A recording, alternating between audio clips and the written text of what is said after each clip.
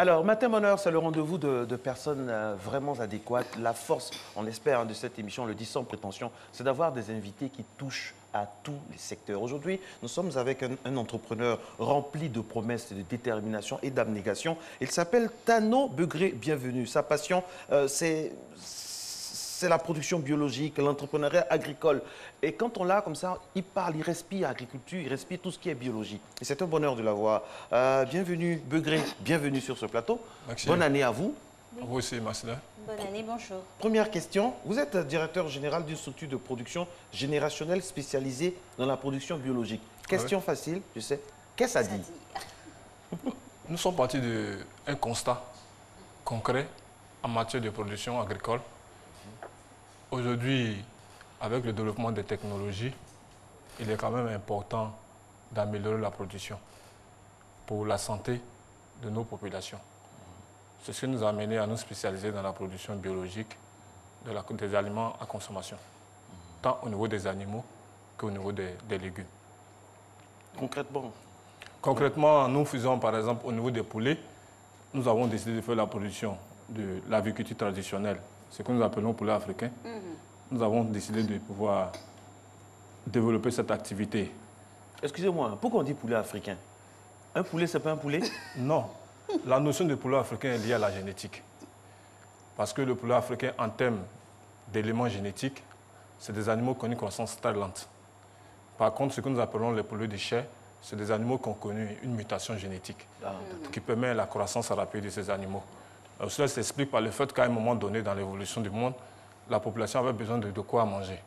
Il fallait que les chercheurs trouvent des mécanismes qui permettent une production animale qui puisse répondre aux besoins de la population.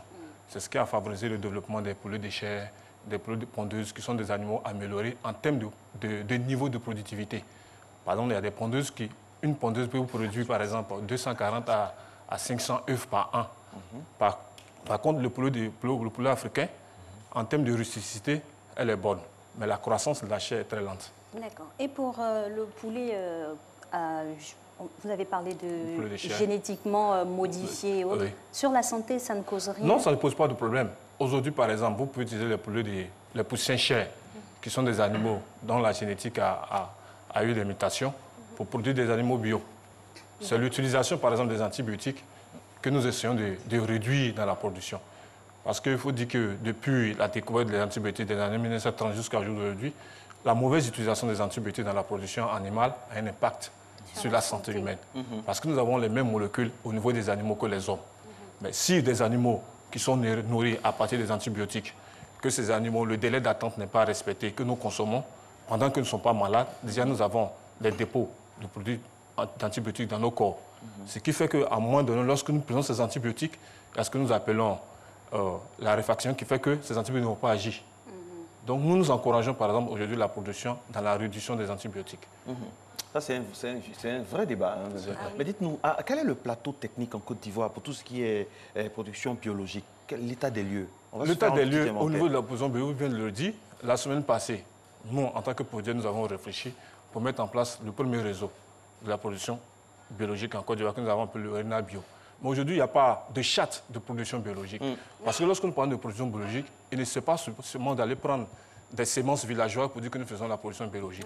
L'eau que nous utilisons pour l'arrosage de nos plants, moi, je peux décider de faire une production biologique.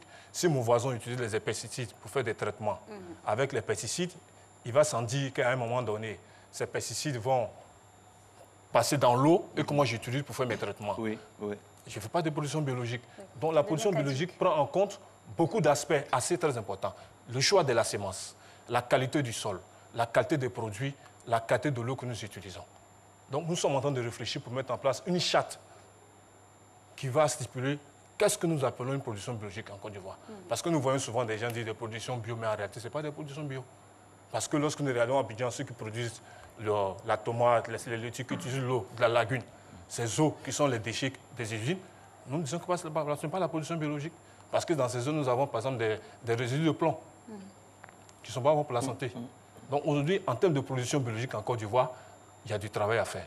Parce qu'il n'y a pas de charte. Le plomb dont vous parlez, là, statistiquement, est-ce qu'on peut avoir des chiffres de ce que ça donne, ce que ça fait sur la population, de façon concrète?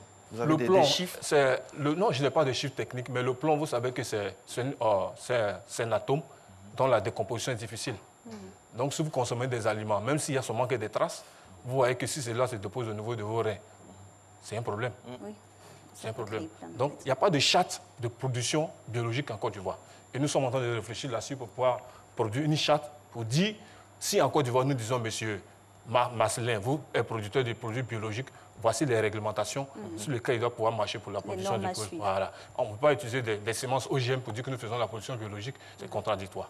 Pour parler de production biologique, il faut utiliser des semences paysannes. Parce que c'est des semences qui n'ont pas été modifiées sur le plan génétique. Ça, c'est d'abord un premier élément. On a la problématique également du chômage et de l'entrepreneuriat agricole. Oui. Aujourd'hui, combien de jeunes s'adonnent à votre secteur? Et puis, est-ce qu'il est pourvoyeur? Peut-il accueillir encore d'autres jeunes? Le secteur agricole, les données statistiques de l'AGFOP, qui date de 2004, dit clairement que l'agriculture en Côte d'Ivoire, c'est 44% du secteur d'activité en termes de productivité. Oui, vous avez des statistiques, c'est voilà. très intéressant. 44% l'agriculture en termes d'activité en Côte d'Ivoire. Après l'agriculture, le deuxième secteur qui vient, c'est le secteur informel, qui est le plus élevé d'ailleurs, 45%. Et lorsque nous prenons l'agriculture traditionnelle, c'est autour de 16%. Ça, c'est les statistiques de 2015 des AGFOP. Pour dire que le secteur agricole est le moteur de notre économie. Parce qu'à elle, ça fait déjà 22 à 25% du PIB. Mais la problématique qui se pose aujourd'hui, comment la Côte d'Ivoire, qui est un pays essentiellement basé son développement sur l'agriculture, va se retrouver avec un taux de chômage assez élevé au niveau de la jeunesse. Le milieu rural fait environ 53% de chômeurs. Lorsque nous lisons l'étude diagnostique produite par le CRD et l'AGFOP avec le soutien de Master 4, la fondation Master 4 en 2015, conduit par le professeur-chercheur à Lambert Kouakou, au niveau de l'UFR des sciences économiques et de gestion de l'Université d'Abidjan, nous nous rendons compte que la problématique de l'emploi a plusieurs responsabilités. Je m'explique. Aujourd'hui, M. Marcelin, vous êtes un élève. Vos parents vous font comprendre qu'il est important que vous, le matin, vous allez à l'école, vous étudiez. Après l'étude, c'est le repos, l'étude. Moi, je suis, par exemple, à Bobo. Comme je vais le matin pour venir à l'école, c'est difficile. Les mercredis et les samedis, je vais faire du petit boulot qui me permet d'avoir du transport. Vous et moi, si nous finissons les études, nous n'aurons pas la même réaction en matière d'aptitude en chaîne d'emploi. C'est clair.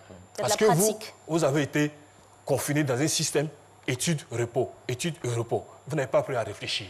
Mais moi, à Bobo, j'ai appris à me débrouiller pour avoir du transport pour venir à l'école. Quand j'ai fini les études, nous n'avons pas les mêmes aptitudes sur le marché de l'emploi. Vous, si vous n'êtes pas à avoir du travail, ça serait difficile. Mais moi, je peux me débrouiller pour avoir du travail. Donc, c'est-à-dire, dans la formation universitaire, il faudrait que nous permettions à nos étudiants, à nos élèves, en dehors de l'apprentissage académique, de se frotter à l'apprentissage de petits métiers. C'est très important. Si nous restons figés dans une carrière académique, il va s'agir qu'après, nous allons avoir des difficultés pour pouvoir accéder au marché de l'emploi. Ça, c'est un premier élément. Le deuxième élément que nous voulons faire ressortir, il est important que l'adéquation formation-emploi en termes de filières soit prise en compte. Parce qu'il y a des filières qui ne sont pas productives. Aujourd'hui, pour certains, la filière agricole, certes, elle est rentable, mais elle ne donne pas de la valeur en termes de tenue à la personne. Ça, c'est un problème. Elle n'est pas sexy. Elle n'est pas sexy. Comme disait le ministre Sarah l'année passée. On ne l'embellit pas aussi. Non, on n'a pas besoin de l'embellir. Ouais. On n'a pas besoin de l'embellir. Il faut donner envie aux gens de venir à Non, mais c'est la manière dont on en parle. Ouais. Agriculteurs, paysans, villageois, ça va avec has-been, ça va avec démodé. Pourtant, ça devrait être le contraire maintenant. On devrait lui donner une autre image. En réalité... Ou du moins son image. Moi, j'ai aucun problème de me retrouver au plateau, en paire de bottes, dans un jean, un t-shirt. Ça ne me posera pas de problème. C'est un sujet très important. Merci beaucoup à vous, M. Tano Begré. Bienvenue, entrepreneur agricole et directeur général d'une structure de production qui donne l'exemple. On va le prendre encore quelques minutes après le journal parce que c'est très intéressant.